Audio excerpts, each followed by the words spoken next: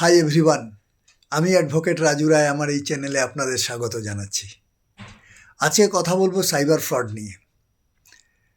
বিজ্ঞানের অগ্রগতি যেমন সমাজকে এগিয়ে নিয়ে যায়, ঠিক তেমনি বিজ্ঞানের অপপ্রয়োগ সমাজকে ধ্বংসের দিকে নিয়ে যায়। আজকে এই তথ্য প্রযুক্তির যুগে আমরা যেভাবে এগিয়ে চলেছি, ঠিক তেমনি এই তথ্য প্রযুক্তির অপপ্রয়োগের মাধ্যমে বহু মানুষ ক্ষতির সম্মুখীন হচ্ছে।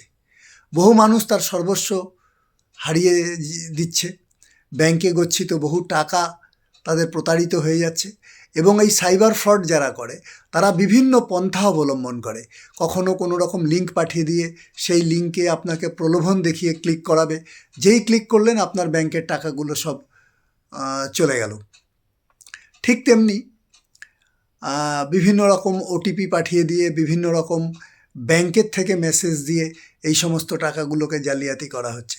যাই হোক, এই সাইবার ফ্রডকে আটকানোর জন্য আমাদের যে ইনফরমেশন টেকনোলজি অ্যাক্ট আছে সেখানে কিছু বিধান আছে, তবে সেটাকে আরও কঠিন আইনে পরিণত করার জন্য সিভিল সোসাইটি থেকে বিভিন্ন রকম আওয়াজ উঠছে।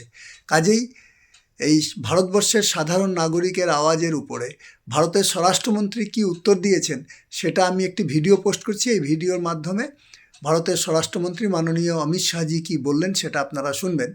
তবে তিনি বলেছেন যে যদি কেউ সাইবার ফ্রডের শিকার হন তাহলে 1930-তে সাথে সাথে রিং করার জন্য, এবং তিনি অ্যাসুরেন্স দিয়েছেন যে 1930-তে যদি রিং করা হয় তাহলে খুব কম সময়ের মধ্যেই আপনার যে টাকাটি আপনি প্রতারিত হয়েছিলেন সেটা ফ্রিজ হয়ে যাবে, অর্থাৎ আপনার সেই টাকাটি পাওয়ার সম্ভাবনা থাকবে বা আপনি পাবেন সে আইনি প্রক্রিয়ার মধ্য দিয়ে। কাজেই ভারতের স্বরাষ্ট্রমন্ত্রী কি বলেছেন সেটা আপনারা একটু নিজেরাই শুনে নিন। 1930 पर कॉल आते ही 5 मिनट तो बहुत ज्यादा है, कुछ ही सेकंडों में जहां पैसा पड़ा है वहां फ्रीज हो जाएगा।